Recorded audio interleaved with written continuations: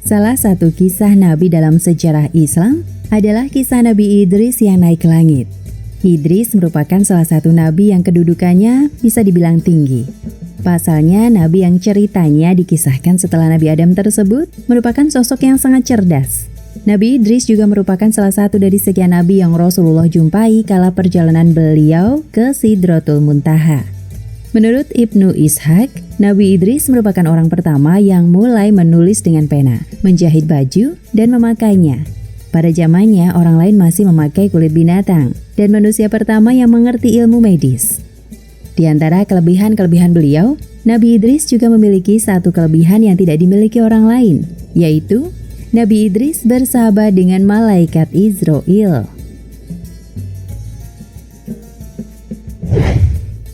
Di suatu ketika, malaikat Israil memohon kepada Allah untuk diizinkan turun ke bumi. Alasannya adalah untuk menemui Nabi Idris. Namun bukan untuk memenuhi urusan mencabut nyawa, melainkan karena ingin berkunjung saja. Allah pun mengizinkan. Malaikat Israil pun turun ke bumi, membawa beberapa makanan untuk diberikan kepada Nabi Idris. Nabi Idris pun awalnya mengira bahwa malaikat Israil adalah tamu biasa. Itulah kenapa Nabi Idris tidak curiga sama sekali dan menyambut tamunya tersebut dengan ramah tamah. Bahkan Nabi Idris mengiyakan saat tamunya tersebut bilang ingin menemaninya dalam menyebarkan ajarannya. Mereka pun selama beberapa hari bepergian bersama.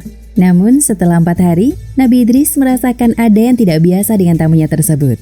Nabi Idris yang penasaran bertanya, "Wahai Fulan, sebenarnya siapa dirimu? Kenapa kamu ingin menemaniku dalam menyebarkan ajaranku?" Tanya Nabi Idris. "Aku sebenarnya adalah malaikat maut," balas Israil kepada pertanyaan Nabi Idris. Nabi Idris terkejut mendengarnya. Dia berprasangka bahwa alasan Israil mendatanginya adalah karena waktu hidupnya sudah habis. "Wahai malaikat Israil, ada apakah gerangan kau datang? Apakah kau datang untuk mencabut nyawaku?" Tanya Nabi Idris lagi. Namun Israil tidak mengiyakan. "Sesungguhnya aku hanya datang untuk mengunjungimu dan Allah mengizinkan." Lanjut Israil lagi. Nabi Idris terdiam, namun beliau memutuskan untuk menerima segala ucapan malaikat Israil dan melanjutkan kesehariannya. Nabi Idris dan malaikat Israil berkehidupan layaknya sahabat. Terkadang mereka mengobrol dan membicarakan sesuatu, hingga pada suatu hari, Nabi Idris bertanya kepada malaikat Israil, "Wahai Israil, sudah sekian hari engkau bersama denganku. Apakah engkau juga menunaikan tugasmu dalam mencabut nyawa makhluk-makhluk di dunia ini?" Tanya Nabi Idris. Israil yang ditanya pun menjawab, "Wahai Idris, selama sekian hari ini aku bersama denganmu. Banyak sekali nyawa yang telah aku cabut. Roh makhluk-makhluk itu bagaikan hidangan di hadapanku. Aku ambil mereka bagai seseorang yang sedang menyantap-nyantap makanan." Balas Israil. Nabi Idris terdiam. Beliau membayangkan bagaimana rasanya orang-orang atau makhluk-makhluk yang dicabut nyawanya. Karena penasaran, Nabi Idris pun berucap lagi kepada malaikat Israil, "Wahai Israil, aku punya satu permintaan. Tolong cabut nyawaku dan minta izin ke Allah untuk mengembalikannya. Aku ingin merasakan sakaratul maut yang banyak orang katakan sangat dahsyat." Pinta Nabi Idris. Malaikat Israil terkejut. Dia tidak percaya dengan apa yang dipintakan Nabi Idris. "Sesungguhnya aku tidaklah mencabut nyawa seseorang pun tanpa seizin Allah," balas Israil.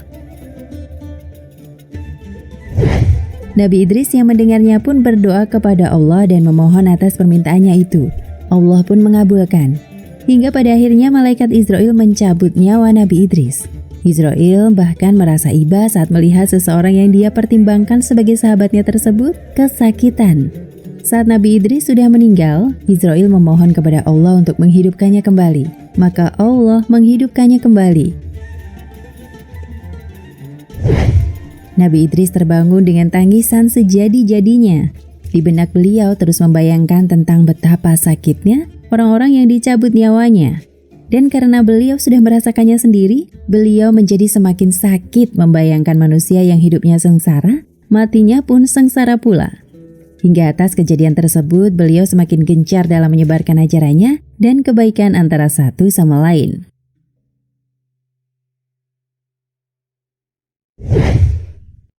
Perjalanan Nabi Idris melihat surga dan neraka. Pada suatu hari, Nabi Idris dan malaikat Israel sedang beribadah bersama. Kala waktu tertentu, Nabi Idris mengajukan satu permintaan aneh lagi kepada malaikat Israel. "Wahai Israel, bisakah kau memperlihatkan surga dan neraka kepadaku?" tanya Nabi Idris. Malaikat Israel terkejut lagi mendengar permintaan Nabi Idris. "Wahai Nabiullah, lagi-lagi engkau meminta sesuatu yang aneh. Mengapa engkau meminta hal semacam itu?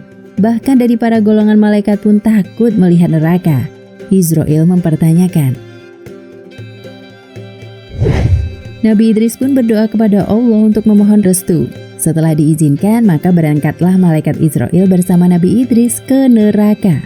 Malaikat Malik yang bertugas sebagai penjaga pintu neraka pun mempersilahkan mereka berdua masuk. Di dalam, saking tidak kuatnya melihat berbagai siksaan dan kepedihan yang diberikan kepada manusia yang melanggar perintah Allah, Nabi Idris langsung pingsan. Sesungguhnya itu adalah pemandangan paling mengerikan yang tidak bisa dibayangkan manusia manapun. Tujuan kedua mereka adalah menuju surga.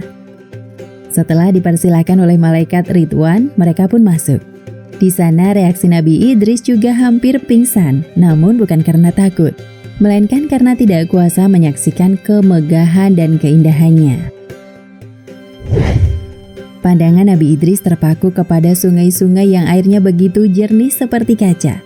Pinggiran sungai terdapat pohon-pohon yang bagian batangnya terbuat dari emas. Lalu ada juga istana-istana yang telah disediakan untuk para penghuni surga. Selain penjuru terdapat pohon-pohon yang berbuah begitu segar, harum, dan terlihat enak. Allah berfirman dalam Quran Surat Al-Baqarah ayat 25. "Dan sampaikanlah berita gembira kepada mereka yang beriman dan berbuat baik, bahwa bagi mereka disediakan surga-surga yang mengalir sungai-sungai di dalamnya. Setiap mereka diberi rezeki buah-buahan dalam surga-surga itu. Mereka mengatakan, inilah yang pernah diberikan kepada kami dahulu. Mereka diberi buah-buahan yang serupa dan untuk mereka di dalamnya ada istri-istri yang suci dan mereka kekal di dalamnya." Quran Surat Al-Baqarah ayat 25.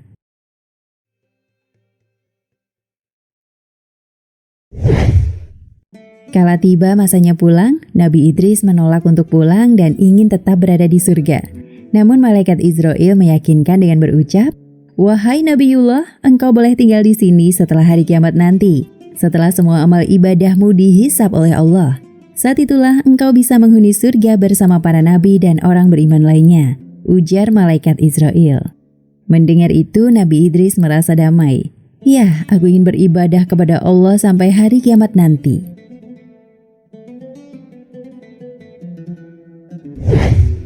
Sesungguhnya apa yang terjadi merupakan pengingat kita untuk lebih taat kepada Allah, dan setiap apa yang kita lakukan akan ada balasan yang setimpal, baik itu kebaikan maupun keburukan. Demikianlah kisah Nabi Idris yang naik ke langit dan persahabatannya dengan malaikat Israel. Semoga dapat menjadi pengingat kita dan menuntun kita ke jalan yang benar. Insya Allah.